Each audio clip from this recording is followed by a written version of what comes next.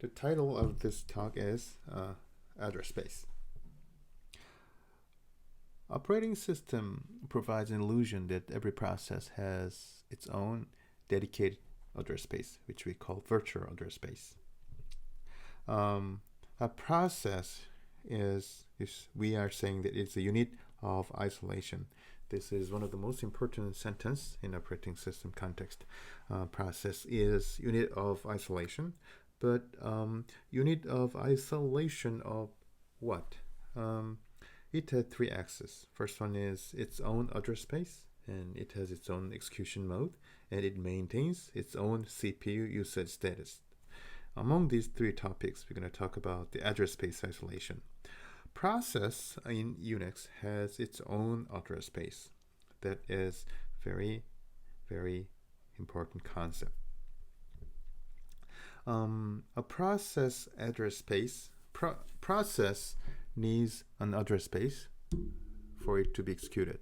It requires an address space for executables, which we call text. And then it requires an address space for maintaining its local variables and function calls and return addresses, which we call it's a stack. And also we need an address space for maintaining the dynamically allocated memory variables that was allocated through malloc or calloc or whatever. This is called heap. And then there is we need an address space for maintaining global variables. So we call it a data region.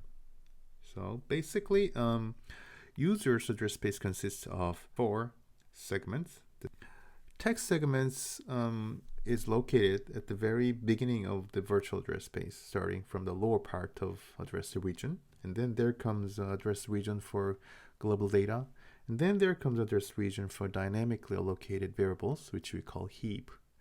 And at the other end of the address region, the stack starts. The size of text and data is fixed.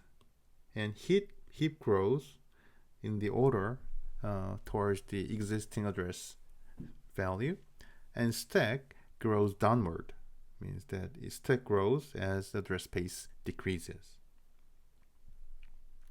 Let's look at the figure. There is originally a simple program, hello.c. If it is compiled, then it generates an object code and it is translated into hello.o.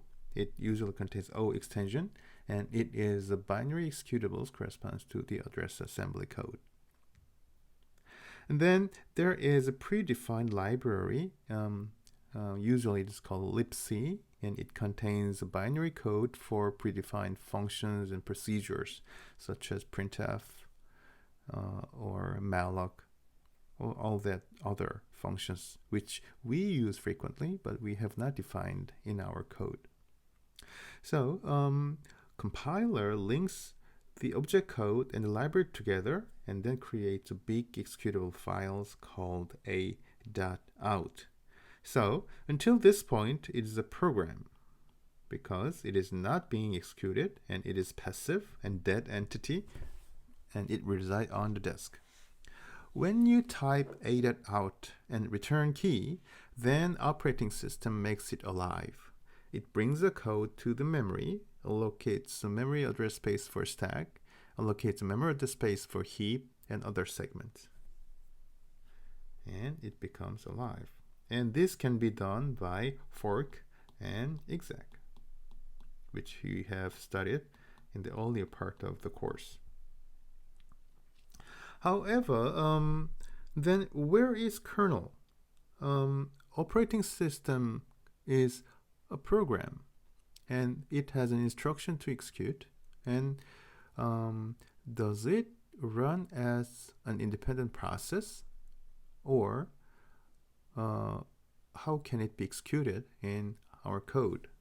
Here is an example, and this is explanation. This is process address space. It's a virtual address space, and it starts from 0. If you assume 32-bit virtual address, then the address space of the process corresponds to 4 gigabytes.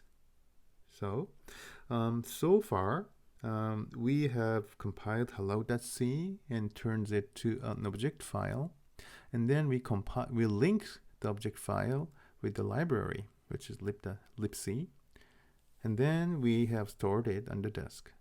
And once you double click A.out, and then it is brought into memory, and along with an operating system is responsible for allocating all the segments such as text, heap, stack, and data to the newly forked program. Then where is the kernel resides? This is the full picture of the user's process virtual address space. Process virtual address space consists of user space and kernel space. And normally if we call text kernel, text, stack, heap, and data, then we are talking about the user space of the virtual address space. However, in the virtual address space of the process, it also contains an address region for the kernel. If we want to execute those parts, or a program wants to access those parts of the address space, then it has to change its privilege level to the kernel mode. That's we have covered in the system call section in the prior class. And then, right, so this is the full map. And in XV6, user space is 2 gigabytes. From 0 to 2 gigabytes is user space. For Pintos, both SV6 and Pintos is toy operating system that are popularly used in many operating system class. The user space ranges from 0 to 3 gigabytes. So they are slightly different. Let's review the data structure for struct thread, which represent the process object. There are two important fields that represent the address space. First one is page directory. It points to the page table that is used to locate the physical address space for a given virtual address.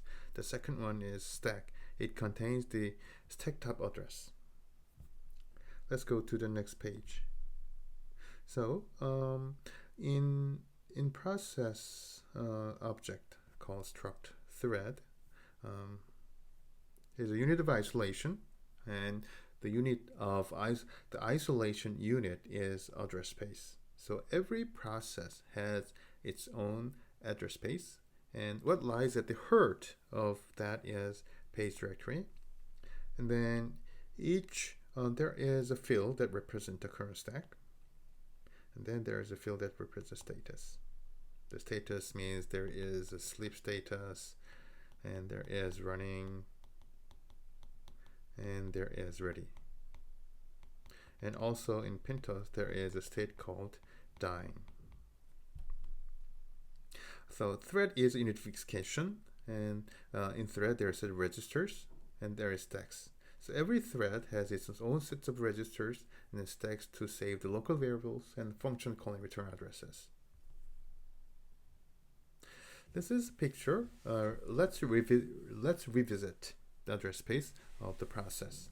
So entire virtual address space of the process consists of user space and kernel space for most Unix process. And in case of Pintos, the user space covers from 0 to 3 gigabytes. So why do we provide memory virtualization? It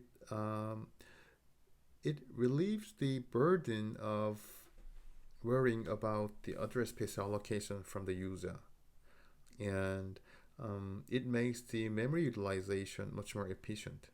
And then it guarantees an isolation for processes. This is very important concept. So in early systems, let us get into the details of history of the operating system, a history of the address space. At the very beginning, there was only one process at a time in memory, and there is a region for operating system code, and then there is a region for a process. A process has code, data, and etc. etc. So once this program completes, then it loads another process onto memory and run them again. This is how the computer executes program at the early days. And then there is a notion of multi-programming and time sharing. In that system, the operating system loads multiple processes, multiple copies. Operating system maintains multiple copies of the processes in memory. There is process C, there is process B, and process A, and each region has the data, code, and also stack region for that process. So in this multi-programming and time-sharing system, operating system execute one process at a time for a time short period of time, and then switches CPU to other processes. It makes the utilization of memory more efficient, but it causes an important protection issue because errant memory access from other processes can hurt the other process execution. So, in the day of Multics, it is the predecessor of Unix operating system. Operating system creates an abstraction of physical memory. So each process has its own address space starting from 0 to some value. In this case, a process has its own address space starting from 0 kilobyte to 16 kilobyte, and it contains a segment, code, and heap. It contains several segments including code segment, heap segment, and stack segment. This is what we call address space. So let's look at the details of the virtual address space organization. A process address space consists of code. This is where the instructions live. And a heap. This is where the C program such as malloc is allocated the requested address space. And then there comes a stack. It stores return addresses values, and it contains local variables, arguments, routines. So you have to remember three things: text or code, heap, and stack. Size of the code segment remains constant, but heap and stack grows to each other.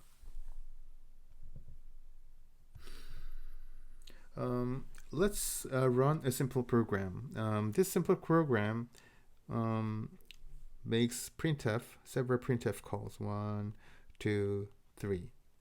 And in the first printf statement, it prints the location of main.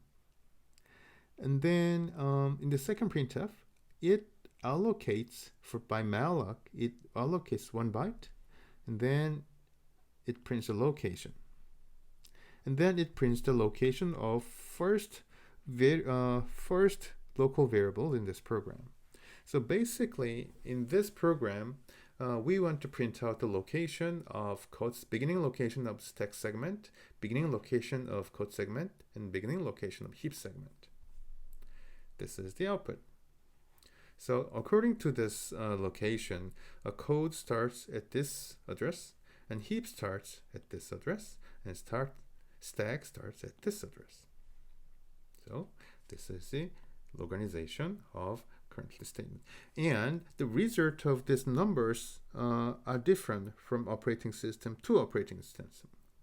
So if you run this code on your program, or if you run this code in your desktop or notebook, then it might give you different numbers. Let me provide a more detailed example. Here, there are two global variables. First one is initialized global variables. The other is uninitialized global variables. And there comes two local variables and two local pointers. And then for each pointer, we are allocating two integers. And then we print the starting address of main, we print the location of uninitialized global variables, initialized global variables, and then we print out the address of two local variables, and then we print out the location of two dynamically allocated variables. Let's look at the result. So this is the output. First output is the address of the main function, which is where the text segment starts. It starts from 0x00df fte0 here, right here. And then there comes the data region. This is 00e0 1020 right here. There comes a segment for initialized global variables. And then there is a segment for uninitialized global variables. It's BSS. And then there are two addresses. The first one is dynamic local variable 1. The second one is dynamic local variable 2. So there is address of two variables that has been allocated from the heap. And then on the top, there are two stack variables, local variable 1, local variable 2, and their address is defined as, what is this? The here, you might want to put another 0 here because it's this 32-bit machine. So 0, triple E, oops, sorry, triple E 0, 0A 88, and then triple E 0, 0A 84. So these are two variables. The interesting thing is that this is 4 byte, and this variable is 4 byte. Integer is 4 bytes, so there's nothing surprising here. But here, this is 16 byte. This is 16 byte also. So if you go to the previous page, then we allocate one integer for dynamic local variable 1, and we allocate another integer for dynamic variable 2. However, if you look at this actual map, then 16 byte is allocated. So from this result, we can see that for malloc, minimum size of the allocation is 16 byte.